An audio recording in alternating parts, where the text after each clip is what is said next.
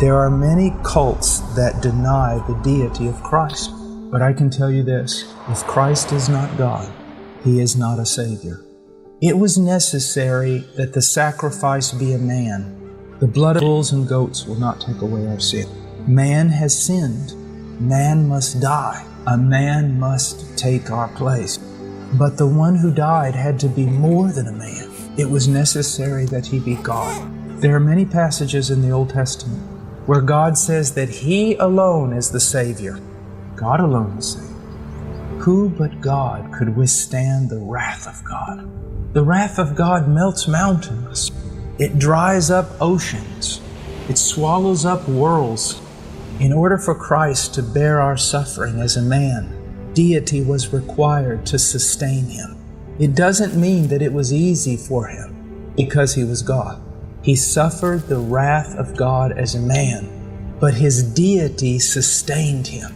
It kept Him alive so that He might bear the full force of God's wrath as a man. He had to be God. One time a student asked me this question. He stood up in the middle of the auditorium and he said, "I got a question for you." He said, "How can one man suffer a few short hours on the cross and atone for the sins of a multitude of men and save them from an eternity of suffering?" And I said this, Jesus, one man, could suffer on a cross for a few short hours and save a multitude of men from an eternity in hell because He was worth more than all of them put together. When we talk about the perfection of His sacrifice, we are saying that it was sinless, but we are also saying that it was of infinite value. Infinite value. Take everything that's ever been made, stars and mountains and planets, the entire universe, put it in the scale, and then put Jesus on the other side. He outweighs them all. More value than all of them put together. This is Jesus. This is what He has done. This is why we love Him. God decreed our salvation before the very foundation of the world. When the Son of God made the world, He knew He would come and die for it. So John Flavel wrote up an imaginary conversation between the Father and the Son. First, the Father speaks. He says, "My Son, there is a great number of poor, miserable souls.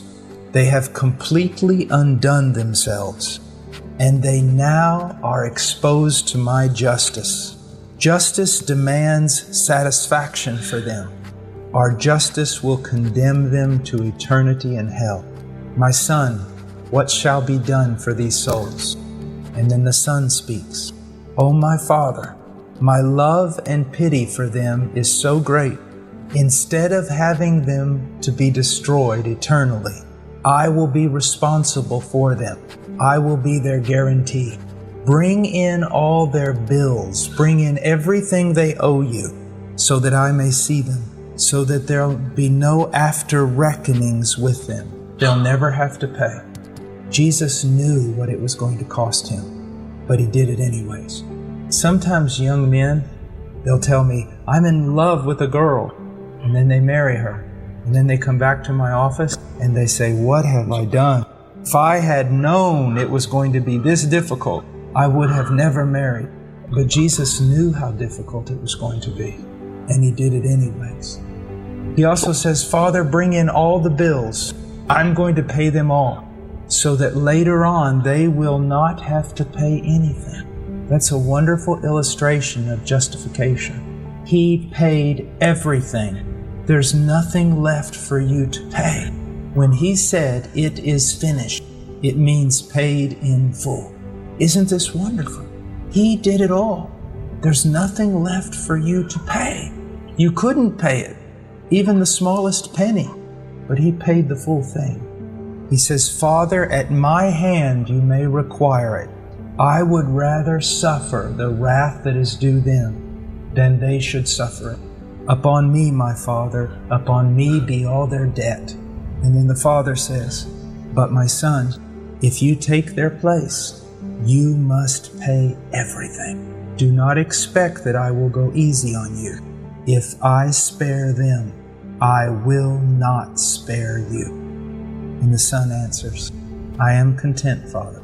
Let it be so. Charge it all upon me. I am able to pay it.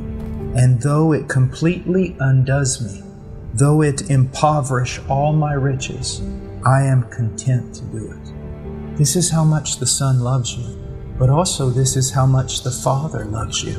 We should never think that the Father wanted your death and the Son wanted to stop it. Remember, it says in John 3:16, for God so loved the world that he gave his Son. Both the Father and the Son demanded justice. Both the Father and the Son condemned you. Both the Father and the Son loved you. Both the Father and the Son gave so that you might be saved. And that's why he sent his Son. You say, but why has he loved me? Israel asked that one time. Why did you choose us? I chose you because I chose you. It was all me. It had nothing to do with you. This is the love of the Father toward you and the love of the Son.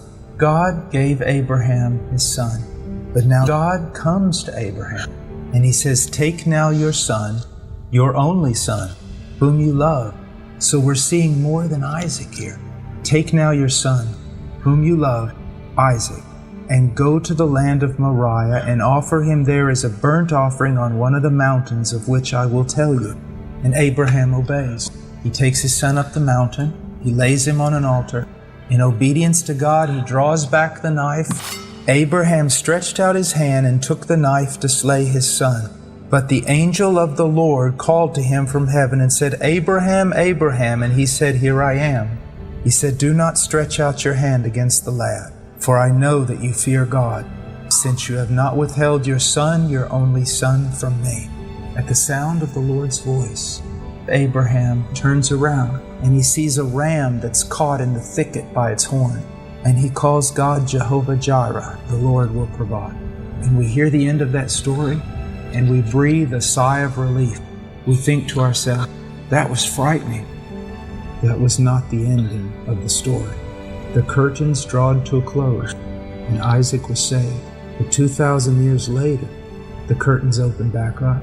And on the altar of the cross is hanging God's Son, his only Son, the Son whom he loved.